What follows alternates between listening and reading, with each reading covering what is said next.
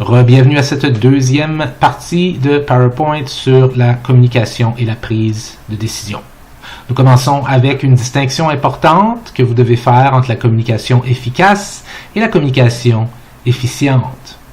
On dit qu'il y a communication efficace si le sens donné par l'émetteur est le même que le sens saisi par le récepteur. Et on dit qu'il y a communication efficace si le récepteur est la bonne personne, qui donc reçoit la bonne information dans un temps rapide. Mais la communication efficace est parfois coûteuse en temps, coûteuse en ressources. Donc, on fait parfois aussi appel au concept de la communication efficiente, qui, elle, a comme but d'offrir le meilleur rapport possible au niveau de l'efficacité entre le coût, ce que ça coûte en ressources, et les résultats. Donc, ce qu'il faut comprendre de ça, c'est qu'une communication efficace n'est pas toujours efficiente et une communication efficiente n'est pas toujours efficace. Par exemple, faites attention, si vous avez un message très précis à donner à beaucoup de gens, en fait non, disons de l'information assez complexe à donner aux gens, vous pouvez vous dire, je vais envoyer un gros courriel massif à tout le monde. OK? Sauf que, à écrire un courriel comme ça, avec de l'information complexe, ça se peut qu'il y ait des problèmes, que les gens ne comprennent pas tout, etc., etc. Vous allez sauver du temps. Votre communication va être vraiment efficiente, mais elle ne sera peut-être pas efficace. Si à la place de faire ça, vous vous dites, non, OK, sais-tu quoi, je vais prendre une journée, puis je vais rencontrer chacune des personnes, puis je vais leur expliquer en mots l'information complexe. Là, votre communication va être très efficace, mais très peu efficiente, parce que vous allez gaspiller beaucoup de temps. Comme on l'a dit dans le cadre de la première présentation, il y a différents canaux de communication, et ces canaux peuvent être plus ou moins riches. Nous voyons ici deux variables, la première étant la valeur du canal. Donc, si elle est très élevée, il y a beaucoup d'informations riches qui peuvent y être communiquées. Si elle est faible, c'est le contraire. Et il y a différents canaux qui varient aussi selon les types de messages. Donc, il y a des canaux qu'on va utiliser plus souvent que d'autres pour des types de messages plus routiniers que d'autres. Donc, on a ici type de message non routinier et routinier. Ce qu'on peut voir en gros là-dedans, c'est que la transmission en face à face est très élevée en termes de richesse. Okay? Donc, il est possible d'y transmettre beaucoup d'informations. Okay? Ensuite, une conversation téléphonique est également assez riche, mais limitée au canal audio, donc vous ne voyez rien des expressions faciales de la personne et ainsi de suite, ce qui peut donner beaucoup d'informations aussi. Bien que aujourd'hui avec Skype, on peut mélanger un peu les deux. Et si on parle de courriel, par exemple, et de lettres, bien que qui écrit des lettres encore, des bulletins, des rapports, plus vous descendez, plus tout ceci est faible, manque de richesse. C'est extrêmement impersonnel. Okay? Ce qu'on sait, c'est que les groupes qui communiquent par ordinateur, principalement par courriel, ont des moins bons résultats de communication que les groupes face à face. Donc, la communication face à face est vraiment pas à négliger, même si on est dans une époque où tout est disponible via ordinateur, courriel, médias sociaux, etc. Okay? Les décisions de groupe, même, si elles sont prises via l'ordinateur, comme via des courriels, par exemple, prennent généralement plus de temps et développent progressivement une confiance accrue et une coopération plus les séances de réunion sont répétées. Donc, il faut répéter les séances de réunion par ordinateur et au bout d'un moment, il y a plus de confiance. Okay?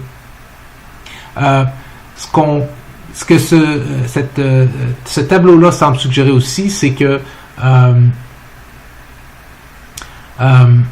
les moyens de communication plus riches sont ceux qu'on va utiliser pour des types de messages qui sont moins routiniers.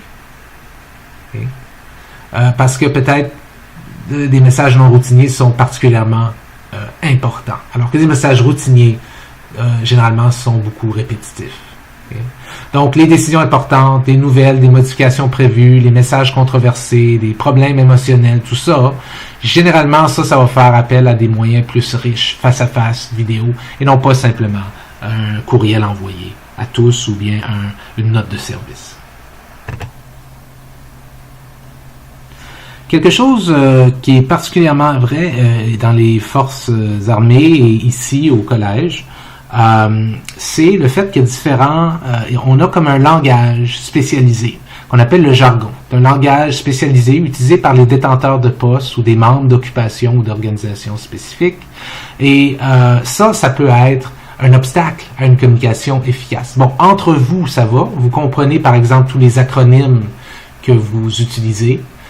Mais si vous avez à communiquer avec quelqu'un qui n'est pas, par exemple, je sais pas moi, ne fait pas partie de votre domaine ou votre équipe ou même qui ne fait pas partie des forces, ben là, les acronymes et le jargon deviennent vraiment mal compris et peuvent fausser la perception des rôles que les gens que les gens ont de votre rôle et de ce que vous faites. Okay? Donc, il faut, bien que le jargon est important à l'intérieur d'une organisation, parce que c'est un langage spécialisé qui permet parfois de communiquer plus rapidement les choses, comme dans le cas d'un acronyme, ça peut être problématique quand même pour la communication, plus largement. En plus de la communication verbale, on parle aussi de communication non verbale, donc c'est une communication qui passe par un autre médium, comme les expressions faciales, le regard, la position du corps, les mimiques, la tenue vestimentaire, comment proche physiquement vous êtes de l'autre personne, la posture, toutes ces choses-là. Ça sert souvent à clarifier ou à renforcer ce qui est dit. Okay? Ça n'accompagne pas toujours la communication verbale parce que ça peut être contrôlé, mais des fois, souvent en fait, ça va l'accompagner. Ça révèle souvent ce qu'un individu veut dire ou ce qu'il pense réellement, à moins évidemment qu'il essaye de nous faire croire quelque chose et qu'il modifie sa communication non verbale dans cette optique-là. Okay? Mais généralement, deux messages importants qui sont transmis par le langage du corps, c'est la mesure dans laquelle l'émetteur aime et s'intéresse au récepteur et l'opinion de l'émetteur concernant la situation relative de l'émetteur et du récepteur. Et intéressant, la recherche a montré que le langage du corps a un impact sur des choses comme les entretiens d'embauche, par exemple. Donc, il est vrai qu'une grande partie de notre communication est non verbale et que on est mieux d'y porter attention. Alors, ça vaut peut-être ça vaut peut-être la peine maintenant de s'attarder à certains obstacles à la communication. Vous allez toujours faire affaire avec ces obstacles-là, faire face à ces obstacles-là. En voici quelques-uns. Des distractions physiques, un bruit par exemple, ou bien, je sais pas moi, le fait que le monde court alentour de vous parce que c'est la fin de la session, puis il y a un rapport à remettre, et puis tout le monde parle fort, et donc vous avez de la misère à communiquer avec quelqu'un. Bon, des problèmes sémantiques, ça c'est au niveau donc de la compréhension. Peut-être que la personne ne comprend pas votre langage, le jargon rentrerait là-dedans. D'autres obstacles, des messages contradictoires. Quand il y a un décalage entre les mots que prononce un individu et ce que révèlent ses gestes et son langage corporel, par exemple, on parlait de langage non verbal. Okay? Ça, c'est un obstacle à la communication. S'il y a une absence de rétroaction, on avait vu dans notre petit modèle de communication au départ qu'il y avait de la rétroaction qui partait dans les deux bords. En absence de rétroaction, c'est vraiment un obstacle complet à la communication. Pour le fun, la prochaine fois que vous avez une conversation avec quelqu'un, forcez-vous à ne lui donner aucune rétroaction, aucun intéressant, ou quelque chose comme ça. Restez complètement silencieux de glace, vous allez voir, ça va être super bizarre, et la communication va juste s'arrêter là, la personne va être extrêmement inconfortable. S'il y a des exigences de rôle qui sont contradictoires, vous devez porter 2 chapeaux contradictoires et communiquer à l'intérieur de ça, bien évidemment, ça va être un obstacle.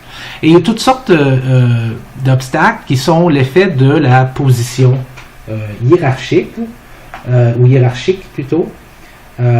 Donc ici, on parle d'obstacles à la communication entre les personnes de paliers hiérarchiques différents. Donc, un premier, c'est l'effet motus. Ça, c'est un phénomène par lequel le subordonné reste complètement silencieux, bouche cousue, en face de son supérieur, soit par politesse ou bien par réticence à transmettre une mauvaise nouvelle ou une mauvaise information. Il a peur que le supérieur pète les plombs. Donc, il va rester complètement silencieux. Okay? Donc, ça, c'est un effet de la position hiérarchique entre 2 niveaux de hiérarchie. Il y a aussi la gestion par déambulation, okay, qui est une genre de stratégie de gestion qui consiste pour le gestionnaire, à sortir régulièrement de son bureau pour aller parler à ses subordonnés à leur poste de travail. Okay. Donc, c'est une méthode toute simple, mais qui a une efficacité reconnue pour instaurer un climat de confiance, si on veut, qui consiste justement à sortir régulièrement de son bureau, aller parler à ses subordonnés. Et les cadres qui font ça peuvent réduire ce qu'on appelle la distance hiérarchique qui les sépare de leurs subordonnés. Et donc, ça peut venir, en fait, je disais là comme si c'était d'autres choses que l'effet motus, mais en fait, ça va contre l'effet motus. C'est quelque chose qui est positif et qui enlève l'obstacle de l'effet motus à la communication. D'autres obstacles sont le temps, des différences culturelles, énormément, des différences au niveau de langage, au niveau culturel, des différences entre les cultures au niveau de la communication non verbale, des différences entre les cultures au niveau de l'étiquette et de la politesse, des différences entre les cultures au niveau des conventions sociales, des différents contextes dans lesquels on peut se retrouver et ainsi de suite. Donc, il y a bien plus d'obstacles à la communication que de choses qui facilitent la communication. Et c'est la raison pourquoi, très souvent, vous allez vous retrouver dans des situations où le problème, à la base, c'était un manque de communication. Il ne faudra pas se surprendre de ça. Alors, face à tous ces obstacles-là, différentes suggestions pour améliorer la communication organisationnelle. 2 approches, des approches personnelles, donc des choses que les gens peuvent individuellement faire, et des approches organisationnelles, donc des choses que l'organisation fait. Bon, au niveau de l'approche personnelle, des approches personnelles, il y a plusieurs idées qui vont de soi. Bon, premièrement, l'idée de prendre le temps, de prendre le temps d'aller voir les autres. Parfois, vous ne gagnerez pas du temps en envoyant un courriel à une liste de personnes. C'est le message pour chaque personne doit être différent. Okay? Donc, des fois, en personne, ça parle mieux que le courrier électronique. Donc, des fois, prendre le temps d'aller communiquer avec la personne plutôt que de faire ça rapidement. Évidemment, comme on a dit tantôt, vos ressources sont limitées. Donc, il y a un ballon là. Okay? Il n'y a rien de parfait. Deuxième idée, d'accepter les autres. D'essayer de faire preuve d'empathie, de penser à d'autres points de vue, de se mettre à la place des personnes puis de se demander quel est l'impact de ma communication sur eux autres. OK? La communication pour des questions de travail ne devrait pas être personnelle. Donc, de ne pas confondre le personnel avec la personne avec le problème. OK? Il faut vraiment cibler la communication sur des questions liées au travail, à moins qu'on veut parler de la personne. T'sais. Mais si on parle du travail, il faut faire important de ne pas mélanger le personnel avec le problème, parce que là, on a l'impression, en fait, vous allez attaquer la personne plus que d'autres choses. Autrement aussi, dites ce que vous ressentez, okay, mais dans des limites raisonnables. Okay. C'est généralement pas très aidant de patiner autour des questions. Ça provoque juste des malentendus. OK? Par exemple, si vous avez à corriger le comportement de quelqu'un, allez pas le corriger son comportement puis ensuite lui dire que c'est une bonne personne. Allez pas dire aux gens vous avez pas à vous inquiéter quand il se pourrait que les gens se retrouvent au chômage la semaine prochaine. Je veux dire, dites ce que vous pensez. L'écoute active en est une autre qui est bonne, importante. C'est une technique de communication, ça, qui exige de l'auditeur à comprendre, à interpréter, à évaluer ce qu'il entend. Okay? Donc, la capacité d'écouter activement peut améliorer les relations personnelles grâce à la réduction de conflits, grâce au renforcement de la coopération. Donc, quelques manières de faire de l'écoute active. Donc, poser des questions pour s'assurer qu'on a bien compris. Paraphraser, redire ce que la personne a dit pour s'assurer qu'on a bien compris. Utiliser des pauses pour réfléchir, et ainsi de suite. Et aussi, donner une rétroaction spécifique et ponctuelle. Ça, c'est vraiment important. OK? Pourquoi? Ben justement, vous vous souvenez probablement de la théorie du renforcement. Si vous avez quelque chose de renforcement, donc positif, nécessairement, quelque chose que la personne souhaite entendre, qui va l'aider à rester plus motivé ou à régler le problème. Soyez spécifique, soyez ponctuel, tournez pas alentour du pot. Et si vous avez quelque chose de négatif à dire à la personne pour corriger son comportement, soyez spécifique et ponctuel. On aime bien suggérer aux gens aussi de commencer par des commentaires positifs, si on a quelque chose de négatif à leur dire. Pourquoi? Parce que ça rend typiquement les gens plus réceptifs aux choses négatives. Okay? Donc, ça, ce sont des suggestions pour améliorer la communication au niveau personnel. Maintenant, il y en a aussi au niveau organisationnel. Alors, au niveau organisationnel, s'offre à nous toute une panoplie de stratégies. Quelque chose qui se fait dans les forces, c'est la rétroaction 360. Où là, dans le fond, c'est comme une rétroaction anonyme qui est faite par vos superviseurs ou vos employés ou vos pairs. Vous nominez des gens pour vous évaluer. Et ensuite, il y a des facilitateurs qui sont entraînés, qui vont interpréter tout ça avec vous pour vous aider à mieux comprendre ce que les gens pensent de vous. C'est beaucoup utilisé pour le perfectionnement des employés. Beaucoup. Et parfois, c'est pas nécessairement positif. Donc, soyez prêts à recevoir des mauvaises nouvelles ici s'il y a des gens qui pensent du mal de vous. Ça peut être fait aussi sous forme de sondage auprès des employés, okay, des sondages anonymes. C'est très utile de faire ça de manière périodique, très bon pour le feedback. Une boîte de suggestions qui est un peu la même chose, donc là qui prend la direction de la communication ascendante, si vous vous souvenez, donc du bas vers le haut. Il y a certaines organisations où, lorsque vous mettez une idée dans cette boîte de suggestions-là, vous pouvez mettre votre nom. Puis, si l'idée est excellente, et donc vous pouvez être récompensé pour avoir donné des suggestions qui ont été mises en œuvre. Les forces armées avaient ça à un moment. Je ne suis pas certain s'ils le font encore partout. Des lignes téléphoniques, intranet, webcast, toutes sortes d'affaires donc qui permettent d'améliorer la communication organisationnelle, évidemment. Et il y a aussi de la formation qu'on peut offrir. Par exemple, la formation des gestionnaires. Les gestionnaires peuvent soit aller voir des conférences pour apprendre à être meilleurs en communication, mais encore mieux, peuvent recevoir des formateurs qui vont, par exemple, les enregistrer en train de communiquer. Puis là, ils vont pouvoir se regarder puis remarquer quelles erreurs ils font, puis discuter avec les facilitateurs. Qu'est-ce que tu aurais pu dire là? Qu'est-ce que tu aurais pu ne pas dire? Comment tu l'as dit? As-tu remarqué que tu l'as dit très rapidement puis tu n'as pas pris quelque temps pour dire du positif à propos de la personne avant, etc., etc. Ou ça peut être des jeux de rôle, où est-ce qu'on va former le gestionnaire avec des jeux de rôle afin que cette personne-là devienne meilleure à la communication. Donc, approche organisationnelle ici et approche personnelle dont on a parlé avant.